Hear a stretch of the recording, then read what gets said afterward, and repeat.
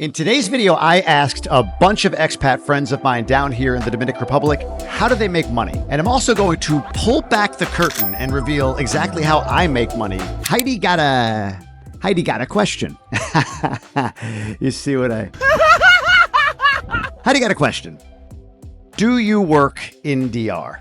I get asked this a lot, and I wanted to go beyond how I make money here, and I'll share that, but I wanted to go to some friends that I have locally and ask them how they made money here. Now, these friends didn't want to be on video, so don't blame them, but I went and jotted everything down categorically on how these folks make some money. This is a group of dads that I hang out with on a regular basis. They're a mix of Dominican, American, Canadian, mostly Dominican American, and it was an interesting mix and spread. And my goal is for you to get some ideas if you want to move here or Bali or Indonesia or wherever, about the types of work and types of income streams people have here. And then I'll talk about me. So in the category of owning their own business, here's what I got. One guy owns his own insurance agency in the States that he can run remotely. Another owns a commercial cleaning business in Canada. Again, he has a team in place. He goes back and forth, but he can run it mostly remotely. That guy actually owns 3 businesses. But what's smart about him is all of those businesses can be done remotely. He was intentional with ensuring he only gets into businesses that can be run remotely. One guy bought a business in Indiana and moved operations here to the Dominican Republic that also has a mission-focused purpose, meaning the employees, the workers, they get more benefits than just pay. This guy is actually working to end poverty here. He's an amazing individual. The business is in like the custom clay artifact bracelet industry. And another friend does digital marketing and SEO, search engine optimization. He has websites that he uses that promote news sources, and he makes money through Google at this point, but also optimizes across social media and does other digital marketing and consulting work. Now, there are some of my friends that actually converted a job into their own like freelance type business. One guy was a high-end sales guy for a company for a lot of years, made $1 million a year in sales. And he just took those skills and converted it to a much lower paying, although still very financially well off, consulting practice where he teaches others here and in the States how to execute on certain sales principles. So he takes on a few clients, he works them through training, he builds their sales systems and funnels and coaches them and moves on from there. Another is in telemedicine. So they have skills or knowledge or degrees in the medical field, and they were able to take that, convert that to being in telemedicine, whether it's an RN or an MD, and move abroad. From what I understand, they still have to have malpractice insurance, even here, even though they live here, but that's an option for those in the medical industry. The next category for income earning is jobs that people have in the US and do them here. And there's a bit of a spread here. One friend is an engineer. In fact, I've met a lot of engineers that are able to work remotely, and many live here as a result, with US-based salaries, US-based companies, but working here. Another is a pharmaceutical sales leader. So he leads a territory. He travels a bunch, but he traveled a bunch no matter where he was. He's able to do it from here. Another manages a department for a national not-for-profit. Again, all of his team is spread out throughout the country, so his role could be done remotely. And what he did also was convert his role from a W-2, meaning owned by the employer, to a 1099, meaning contracting with the employer. And the benefit of doing that is you start to unlock some tax advantages by being 1099 versus W-2. You also lose some things like benefits you need to pay for by yourself, certain other things, but net, you can actually probably net more as a 1099 than you can as a W-2, but talk to your CPA and of course talk to your employer. Locally, there's really 2. One guy I know runs a bunch of golf courses. He's a Canadian. He's lived here for a long time. That's what he does. And another is in the hotel management and sales space. Heavy workload, spends a lot of time working, but makes a really, really good living down here. So that comes to me. Because Heidi gotta know, how do I make money? Do I work here in DR? And the answer is I don't work here in DR. Although I do see, and I'm starting to create income streams based on the content I create in DR. And I'll break that down in a second. But let's start with how I came here, because it wasn't being known as a DR gringo guy living in Punta Cana. I worked for Progressive Insurance for 21 years. If you followed me, you know the story. Made $400,000 or $500,000 a year, and I quit that job. The way I quit that job was really by doing a few different things. First, I started investing in real estate. I made a good amount of money. I bought some real estate. It cash flowed a little bit, like we're talking $3-4 grand a month at the peak of it. And that for me was enough to say, okay, that creates enough of a baseline level of income for me to cover kind of like base expenses back in Michigan where I lived at the time. So that's where I started to get confidence in quitting the job. At the same time, I got into sort of the digital product space, the online community space. I joined a mastermind group, which is essentially like a country club for entrepreneurs. Because I was moving toward entrepreneurship, I wanted to be surrounded by them. When I joined that community, I got so much value from it. It's called GoBundance. Some of you have heard me talk about it. At a certain point, the founders of this community, which you pay like 12 to 20 grand a year to join, said to me like, hey man, we love how you show up. We'd love to partner with somebody that wants to build a community of GoBundance that's for 2 million and under net worth. Would you be interested? And I said, yeah, actually, that would be amazing. So I did. I created GoBundance Emerge. That community has a membership fee each year that people pay, and they come there for a few different reasons. Some come because they're trying to build their entrepreneurial side hustle to quit their job one day. Some are entrepreneurs who just want to grow and network and be around other folks that think like them. But what we provide is a set of services for them. We structure accountability groups for them. We have regional events that we host for them. That's part of their tuition. We have national events that they go to. Think of it like a country club for entrepreneurs where we're really rallied around goals and achievement, not around golf, because golf sucks. We all know that. At least I do. So that, when I quit my job, was in its infancy. So when I made the calculus to leave my job, it was like, well, I can make $4,000 off of cash flow from my real estate. And then I've got some money saved up that's a runway while I build this community to be a profitable endeavor. And I was able to do that. But in there, once I quit, it was amazing how other opportunities came my way. One was in the real estate space to go even deeper into it by raising capital to invest in larger deals and also putting my own capital in that. And I got paid with things like acquisition fees, which, to be honest with you, I invested right back in most of the time. But that became sort of my retirement plan. Like, that money's tied up. I don't make a ton of cash flow on it in the short term, but one day when those properties sell, I'll get an influx of cash and then go double down and do it again. That's the plan, knock on wood. But the other thing that came up was in this sort of sales consulting sales space. So that community I mentioned, GoBundance, they said, hey man, we've got an abundance of applicants to be members, not of what I was building, GoBundance Emerge, but of the regular GoBundance that was out there. And so they asked me if I would be in sales for them. And I said, yeah, I'll talk to some guys. And I'll be honest with you, I got a ton of value talking to these people that were applying. I didn't have to do any cold calling or anything. And I was really good at explaining the value proposition to the point where they would join. And they would pay me a percentage of the tuition that these people paid to be a member. And that was like not expected. Didn't necessarily have that on my radar. Actually, I didn't at all have it on my radar, but it became a thing. And that morphed into my ability to consult from a sales perspective with other places like that are looking for high ticket sales consulting. So all of that is my income streams before I moved to the Dominican Republic. Now that I'm in the Dominican Republic and I've learned about different business opportunities here, I maintain all of what I'm doing that I just talked about. But there's an opportunity here for me to generate income based on a few different things. One is just views on YouTube.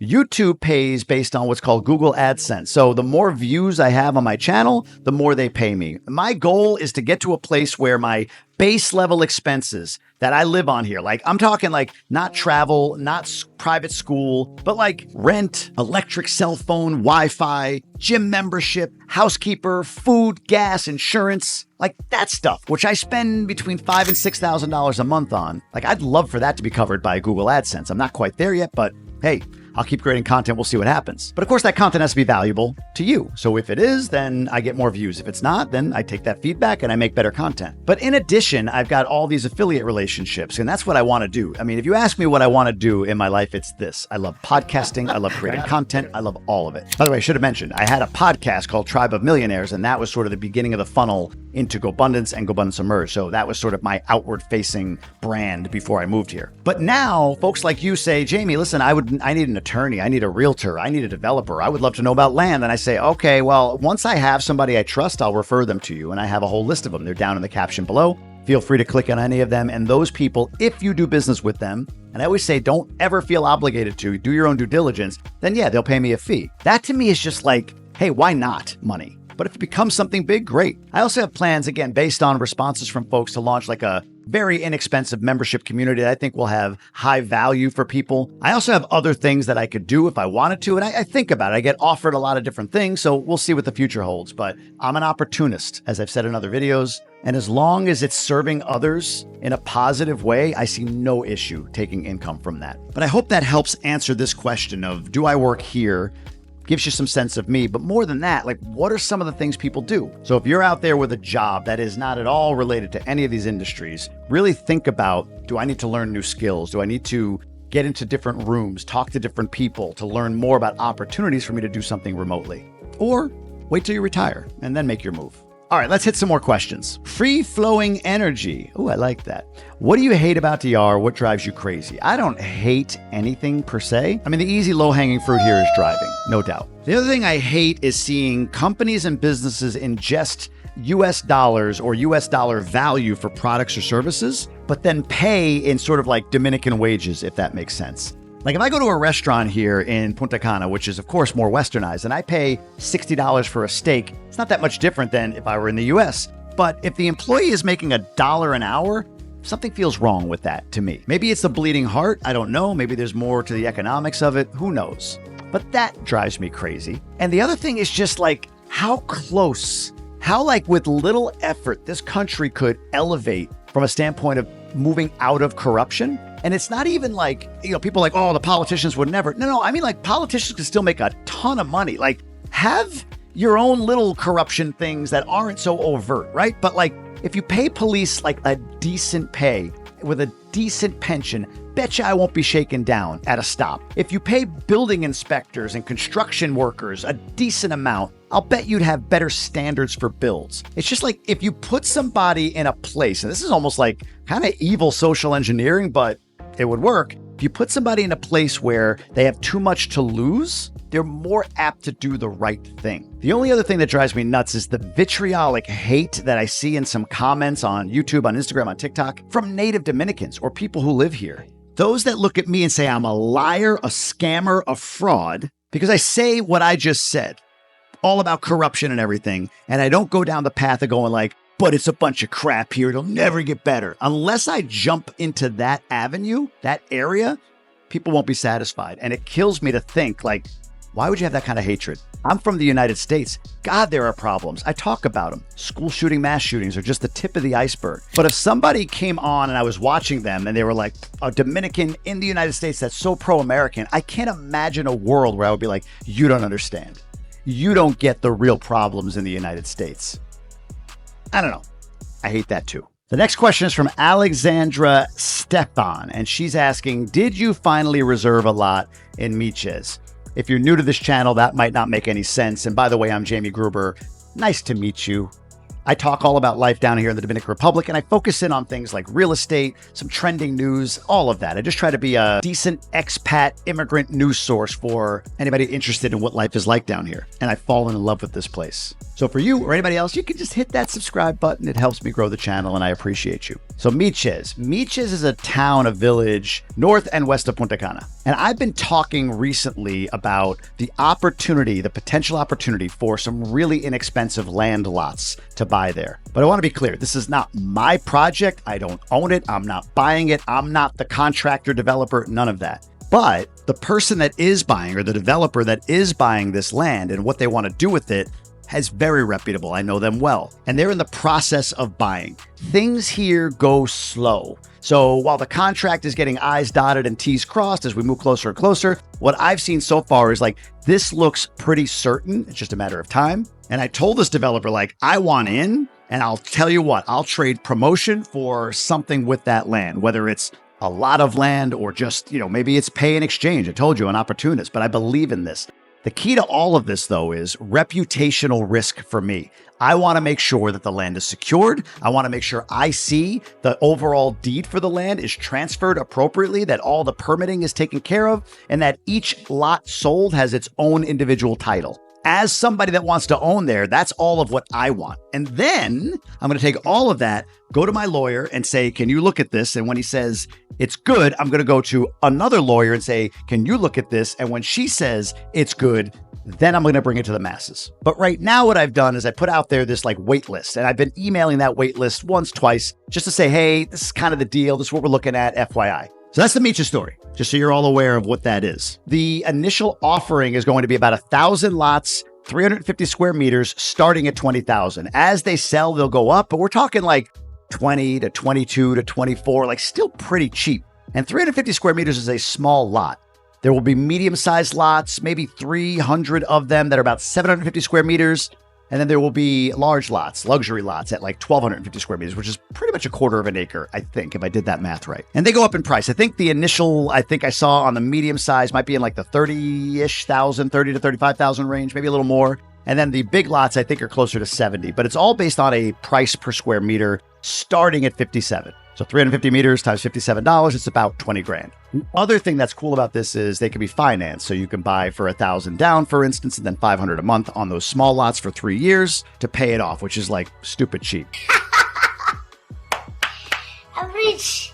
Hey. But again, I always have an issue with too good to be true, but at the same time, I've worked with this developer, I know this developer, and I have confidence. And also, I'm not going to give it to all of you until I've seen everything is locked up with legal consultation. But it's exciting. And again, there's a link down below. Get on that wait list and I'll be sure that you're getting the email updates as I get them. And there's a chance, be clear, there's a chance it all falls apart. And if it does, I'll say it on a video and all that happened is your name falls off the wait list. Simple as that. But the opportunity is really cool. It's in a town called Magua, which is a little past Meech. It's all got ocean view. It's a beautiful piece of land, and it will be over 3 years developed by the developer. Roads, electric, plumbing, septics, all of that stuff is going to be done over 3 years to get it ready, and then it'll be made into a neighborhood. Now, technically, from what I see, the plan will be is after 3 years is when builds need to start. So if you've got the property, you got the land, in 3 years after you paid it off, or if you paid it off, and I think you get discounts if you pay in cash, by the way, then you'll need to start building the home or residence on that. The developer's plan is to put out like 4, 5, 6 different plan types so that there's not some weird house that's overwhelming. So it becomes a real community, kind of like where I live in Punta Cana Village. If you're familiar, it's master plan. There's setbacks, there's zoning, there's all that stuff. That's the plan for there, like a future Punta Cana Village, a future Vista Cana.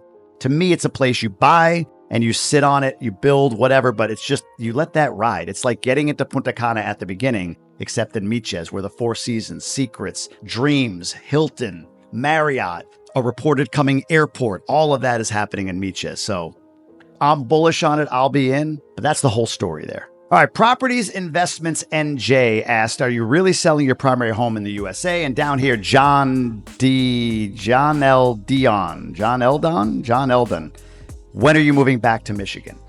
The answer, I'm moving back to Michigan, is we don't have any plans for that. My home in the States is in Michigan. And yeah, I did just report recently that we are planning to sell it. There's a couple of reasons for that. First is capital gains. So if you're not familiar, in the United States, you can waive all capital gains taxes on your property up to $500,000 in gain for a couple or $250,000 in gain for an individual. So if you bought a house for $200,000, you're single, and you sell it for $450,000, then you can keep all of that money. There's no capital gains, as long as you've lived in that house for 2 out of the last 5 years. And that's like cumulative. So if it's like 24 months out of the 60 is my understanding. So if you live like 3 months here, 4 months there, this, that, and the other over a 5-year period, and it adds up to 24 months, then you're good. Well, we moved in August of 2022 to the Dominican Republic. So we have lived out of that house now almost 3 years. So the decision for us is, are we staying? And we are indefinitely. We don't have a plan of going back, although we don't know that we're going to stay here forever. But for the foreseeable future, we feel like this is the best place for our kids. It's the best place for our values, and we truly love it here. So if we sell now, we capture all of our equity. If we wait, we've got to make up that 20-25% in value add. And then on top of that, there's maintenance costs that pop up over the next few years. So the house would have to go for like 30% more than what we could sell it for now in order for us to be even. The other variable here, as far as returning to the US, is my wife grew up in Boston after she immigrated from the Dominican Republic. She was 12, moved to Chelsea and then Lynn, 2 towns to the north of Boston. I met my wife when I moved to Boston in 2008, and we got married in 2010. We went back to Boston in January on like a last second trip for my wife's 40th birthday. Shout out to Juan Eusebio for helping us out of the W Hotel. You're the man. But while we were there, you know, my mother-in-law, my sister-in-law, her husband, my wife's aunt, she has a few cousins. There's a family element there. I was in Michigan only for the job. I moved there for my job at the time in 2017 and didn't know anybody there. And we've got an amazing neighborhood. We love our home. And it is hard emotionally to sell it because, God, it's a great place, low interest rate, the whole nine. We know that our re-entry into the United States, if and when that happens, is more likely Boston. My wife likes to be by the ocean. It's in her blood. That's where our family is, and Boston always feels like home whenever I'm there. We lived in the Seaport District downtown. We lived in Billerica. We lived in all these different towns, for those of you that are familiar. And so, yeah, selling the house just seems like the right move. The plan is then to buy our permanent residence here. We want to buy in the village. Man, the challenge is pricing. Either we buy and build land, buy land and build, or we buy an existing property, save the headache, but pay more. We're still debating that. Ruben Martinez official asks, Jamie, have you noticed any change in the Punta Cana area's daily life after Sunday's protest? This was Sunday, March 30th. There's another one coming on April 27th, the protesting illegal migrant Haitians that are concentrated in one area. And, a lot of people have a lot of feelings on this as far as why there's the protest. It's not that they're there. It's that they're claiming it as theirs and not allowing Dominicans in. There's a lot of things. I'm not here for that. But the point is, I think a lot of people assume that incident was so disruptive to the general area, and it just simply wasn't. And that doesn't mean it wasn't. From what I could see, new policy from Abinader, there's a push there. Like, they got the government's attention. So from a protest perspective, whether you or I agree or disagree with it, where it was, understand it, it doesn't matter. It got attention of the people that it wanted to get attention from. And there's action happening. So kudos to them. But day-to-day life, no. I say this and people think I'm like minimizing the protest. Not at all. Protest was big. A lot of troops coming in. It was a big deal. But it was a big deal in a very concentrated area to the north. Now, I've said where this is in Friusa, for those of you who know this area, as 40 minutes from here. People are like, that's garbage, it's 15 minutes. It's like, I don't know if you've been here lately. Yes, you can make it in 20 if you go at 6 a.m., but with traffic, and then like if I get to the edge of Friusa, like where KFC is, sure, 20, 25 minutes. But then you got to get in. You got to go to where this actually was. And the traffic going in there is insanity. It's like a mini Santo Domingo. Like if I said to you to get to Santo Domingo is 2 hours, but to get to Blue Mall in Santo Domingo is 3 hours, that would make sense to many of you who follow me. It's the same thing there. So I'm just saying, like when I say 40 minutes, I am aware that it's not that far as the crow flies, but it's far from a standpoint of getting there and driving. And even more so, it's very isolated from what everybody else considers Punta Cana. From Cortecito to Bávaro, through Punta Cana, through Cap Cana, zero change in life. El Fuerte 2025. I like that name. Do you think resort prices are going to drop with everything that's going on at Punta Cana? This is hard. There's so many little nuances to this. Let me just tell you where my brain is, and I can't fully validate the data. Would I be surprised if they dropped? No. And when it comes in terms of everything that's going on in Punta Cana, nothing to do with that. Not the young lady that went missing, Sudisha Kananki, not the Haitian migrant issue and all the protests.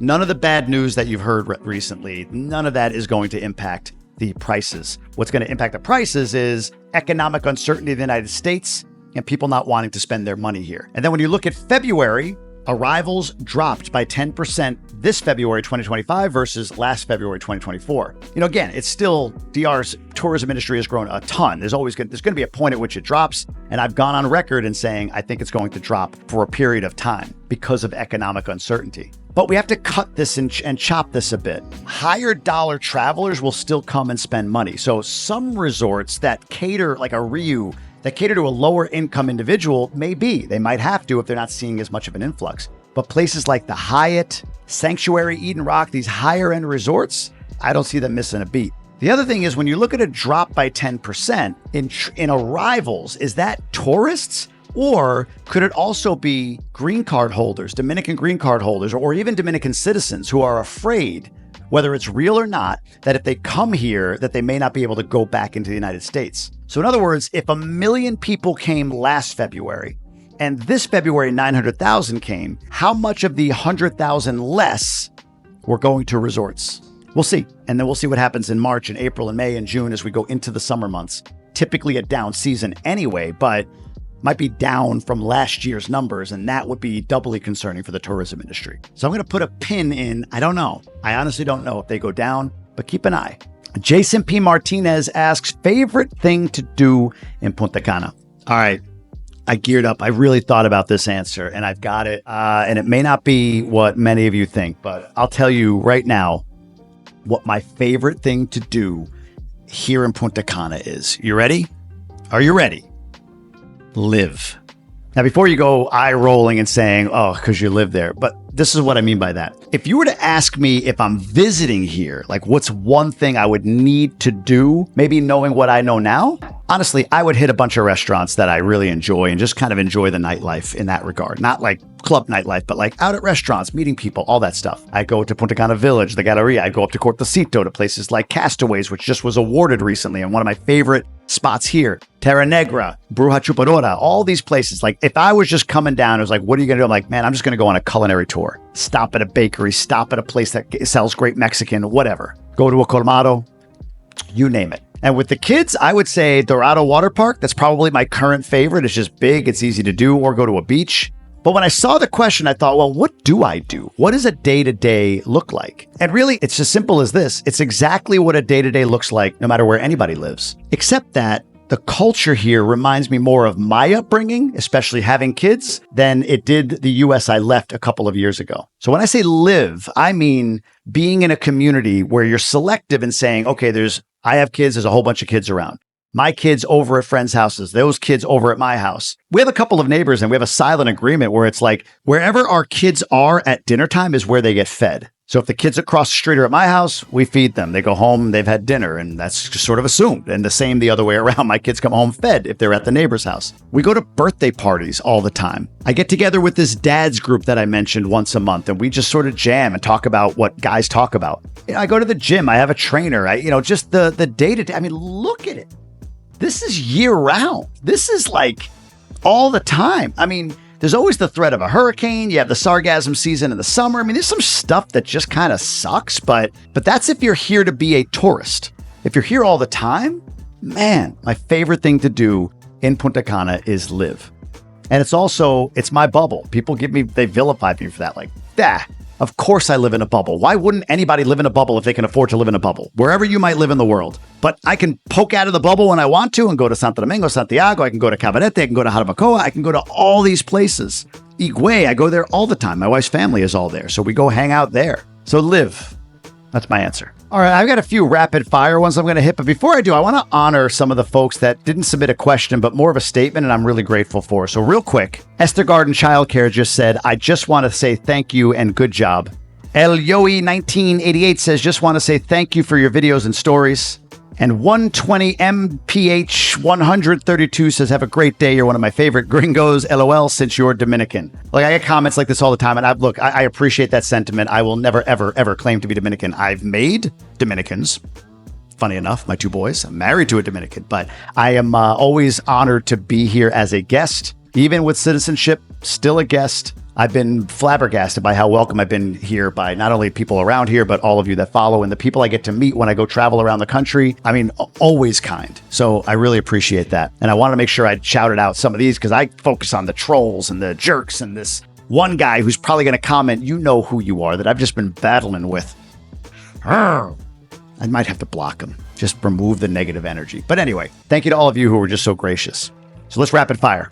Little Lil 5, any schools for autistic kids? Yes, Talentum is the name, Talentum.